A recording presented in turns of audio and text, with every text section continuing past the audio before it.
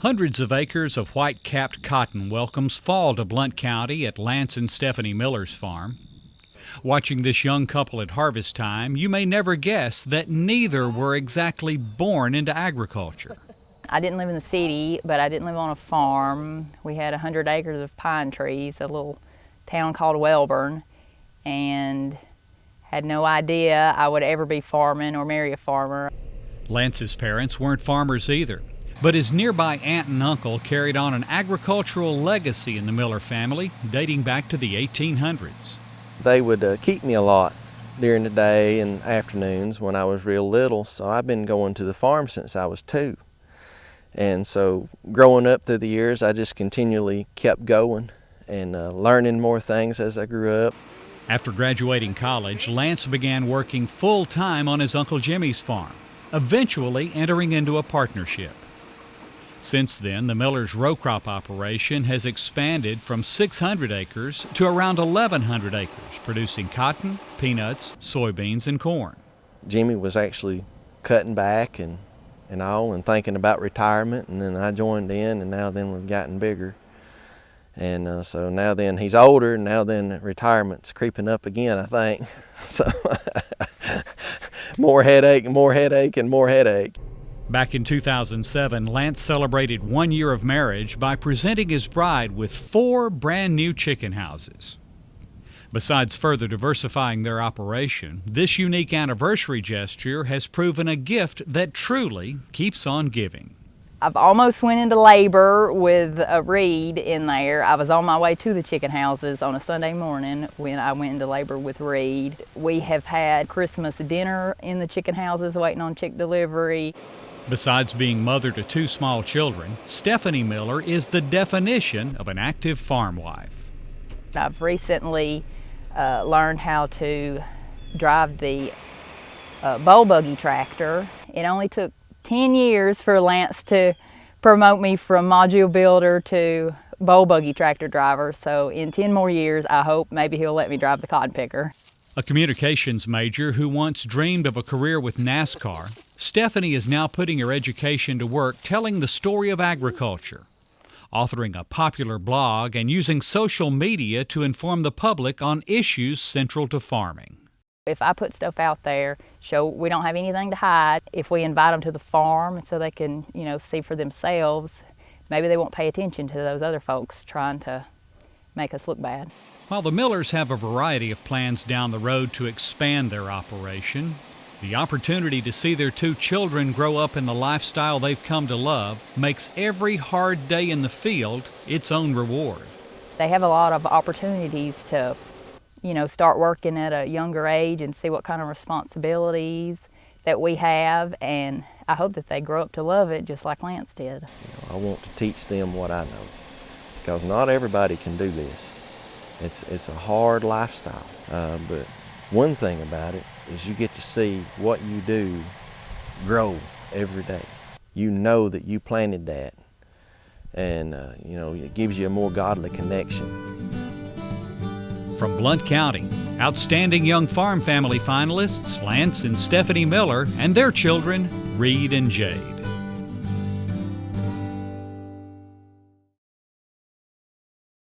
The life of the McGill family sounds a bit like a country song. A young field hand marries the farmer's daughter, and they live happily ever after.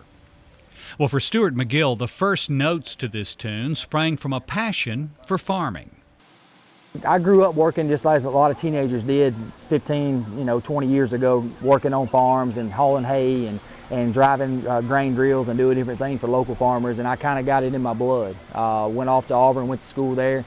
Did a little bit of athletics there, and now I came back here, married one of the farmer's daughters, so to speak, and now Casey and I, my wife, we're farming kind of one of our own as well. So it's instilled in us, and we can't get away from it.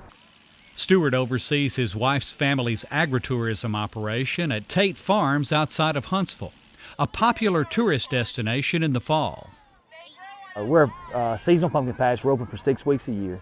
We typically do 28 classes a day for school children, bring them in here Monday through Friday for educational purposes, and then we open to the public from 2 to 6 every day.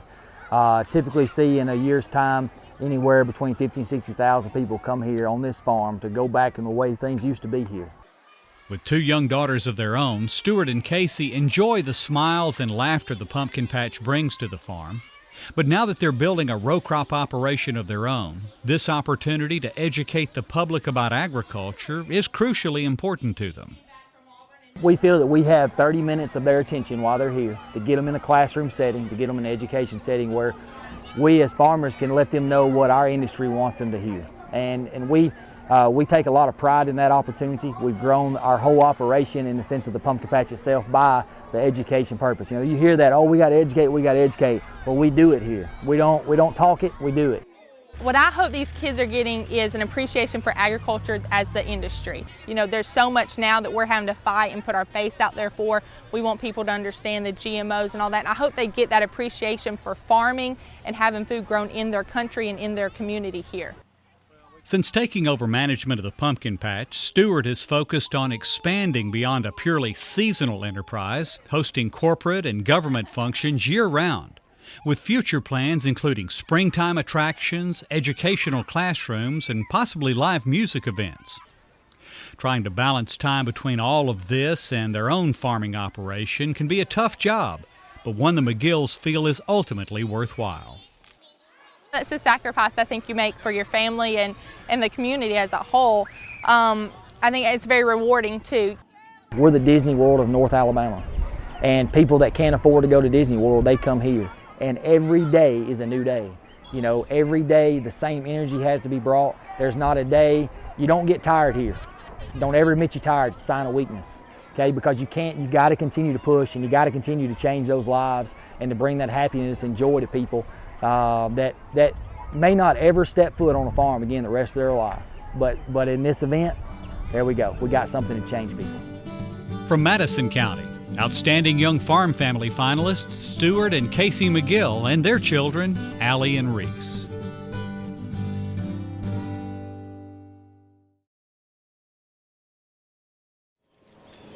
Cattle have run in the Henry family for nearly a century.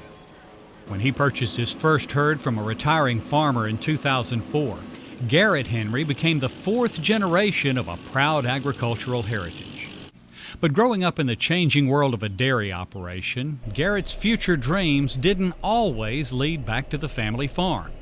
The dairy business was a little more than what I probably would have liked to bargain for, but as I got into college, found myself really coming back home and being around the farm a lot more. As his family shifted from dairy to beef, Garrett realized farming was just in his blood. Returning newly married from college, Garrett and his wife Emily soon invested in their own cow-calf operation, which they've rapidly built into a diversified enterprise. We're at pretty much every aspect of the cattle business, the cow-calf operation, and then we have the preconditioning operation. And I've also got into the meat side of it, where we sell quarters and halves to customers. For Garrett and Emily, the farm has been a total family effort. Although they both grew up in the country south of Montgomery, farm life was a new adventure for Emily. I guess right now I'm kind of the call if you need help person. The nurse in me kind of still wants to jump in there and get my hands dirty sometimes. Maybe one day they'll let me dehorn a cow or something like that. While the size and scope of the operation has grown significantly, Garrett's primary focus has centered on nutrition and efficiency. We're trying to produce a quality product, and it starts with a good forage-based program, planting oats or ryegrass in the wintertime, and trying to keep up our hay fields and producing good quality hay and silage or baleage for the cattle in the wintertime. With agriculture holding such a central place in his family's history, being active in Alabama's farming community has been a priority. Garrett's an active member in the Alabama Farmers Federation, serving as his county's Young Farmer Chairman, as well as chairman of the state Young Farmers Committee. While connecting with his peers has been rewarding for Garrett and his family, representing the farming community both in and out of the boardroom has proven an exciting opportunity. The most interesting conversation I've had between someone was a lady from New York. She just happened to drive down and see our farm and just stopped in, and she really was just amazed at how beautiful everything was, and she told me later on that she thought they were kept in the dark, and I guess they were kept in a shed or something. And The Henrys continue to look for ways to improve their operation, but with their 2 children, Paige and Mason, getting started with school, and a 3rd addition to the family expected this spring, plans for expansion will be carefully considered. Family has always been central through the generations of Henry farmers, and Garrett and Emily say they're thankful that their own children will share in that lifestyle. It's a great blessing to have them out here growing up on the farm. They get to see their family members working together, their granddad, great-grandparents. to be a part of a family operation, there's no better job that I could ask for. Alabama's outstanding young farm family for 2015. From Montgomery County, Garrett and Emily Henry and their children, Paige and Mason.